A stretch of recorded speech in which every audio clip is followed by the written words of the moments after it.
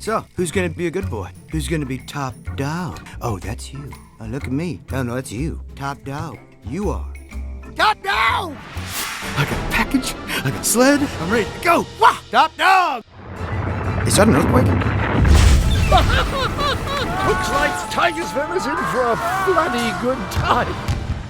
Incoming!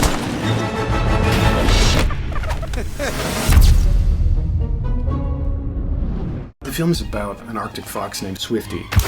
That's me. Talk about bright-eyed and bushy-tailed. Swifty must band together with his friends in order to stop an evil walrus from melting the polar ice caps. Time to break the ice. We gotta do something. The film is set in the Arctic. It's a really wonderful, epic backdrop to make a movie in. Up to work, Mel. Oh no, we're gonna be late. It's gonna take forever to walk from up here. Who said anything about walking?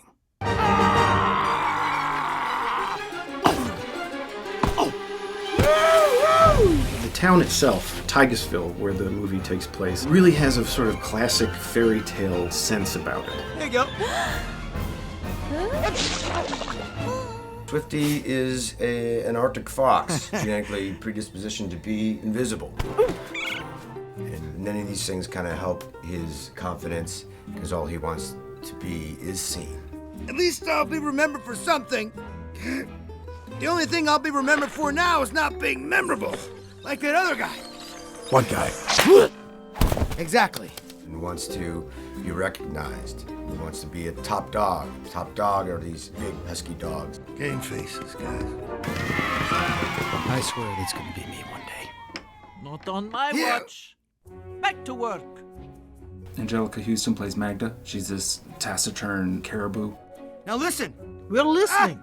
Stop doing that! I like Magda very much. She's no nonsense, and she has to kind of give over the business to this small Arctic fox. Don't you worry, Magda. You won't regret this.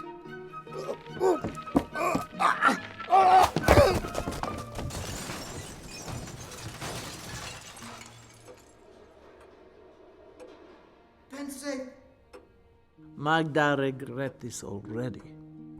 Everyone who is giving their voice for this film has been nominated for an Academy Award, except me. How the heck does this happen? I have no idea, but thank you very much for being part of this amazing cast. Heidi plays two separate characters in the movie. She plays Jade, and she also plays Bertha. And you couldn't really have two different characters. I must say I'm impressed. You know, when I first read for the movie, I had a small part, Bertha. She's German and she's an otter.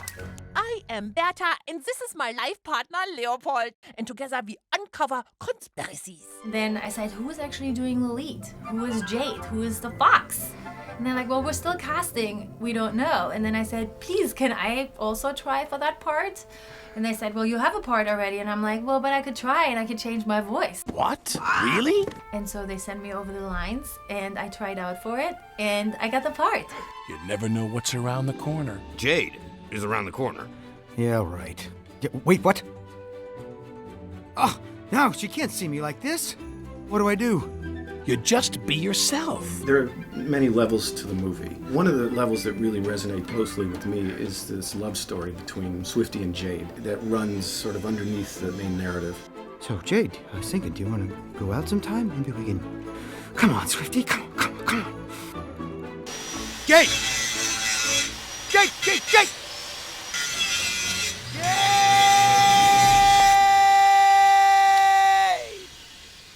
It's like an old romance movie between the two of them, and these two people trying to come together and get over their own hurdles and their own insecurities, really. Can I ask you something? Yes, of course. Would you like to get a 4% discount on your next delivery? Oh, sure. The crux of Swifty is that he grew up feeling invisible, like no one could see him. And I think a lot of kids sometimes feel that way, especially in this day and age with social media and YouTube, where everybody thinks they have to be a celebrity.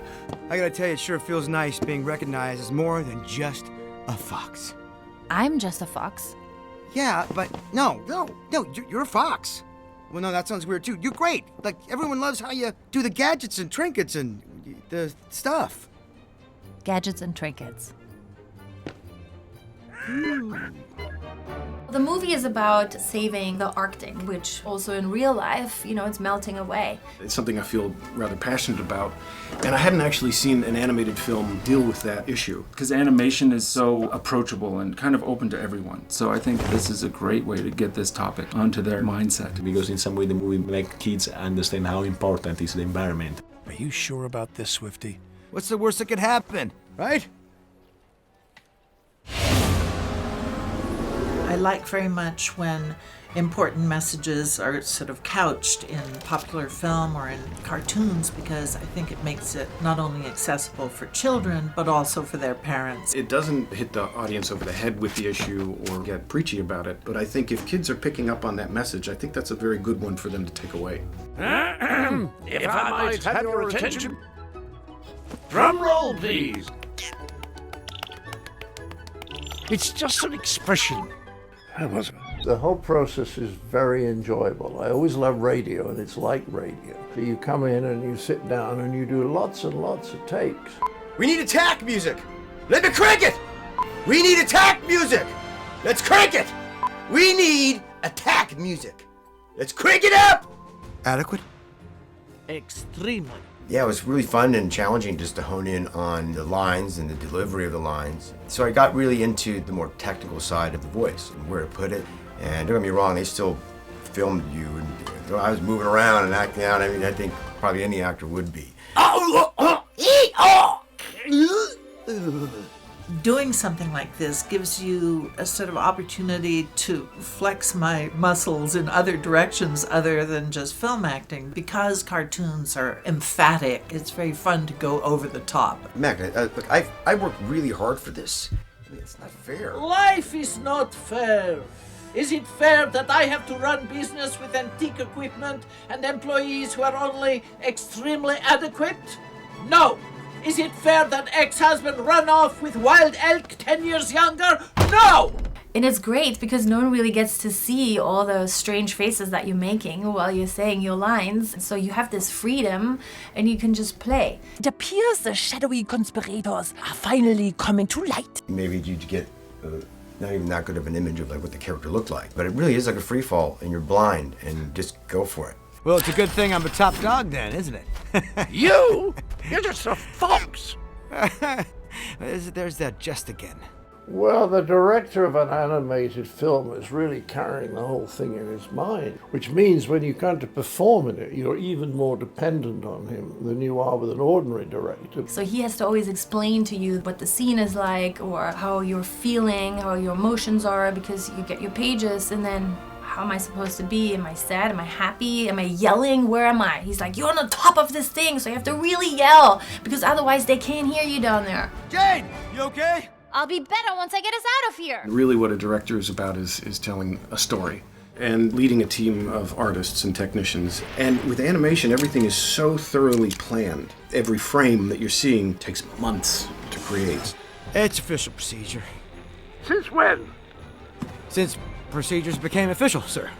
And it's fun because you work with so many creative people from the production side with their designers, the directors, and the artists, and then you get to come and work with the talent that brings those characters to life. And because it is over so many years, you really get to know these people. It becomes this family, and hopefully, if you do everything right, that comes through on the screen as well. Must have been exciting, though. I was always worried to mess him up because I would mess up my lines. She always did that. And then we get out of the groove, and then we have to do it again. Yeah. It's going to start coming apart, so get off the rig as soon as you can, okay? I hear you! Swifty? Jade! That's the thing with talent of this caliber. They come in ready to go. Anytime I'm in with this cast, I'm feeling pretty good about it. Yes, very nice. Jolly good. It's a great cast. I can't wait to hear all the things that they've done.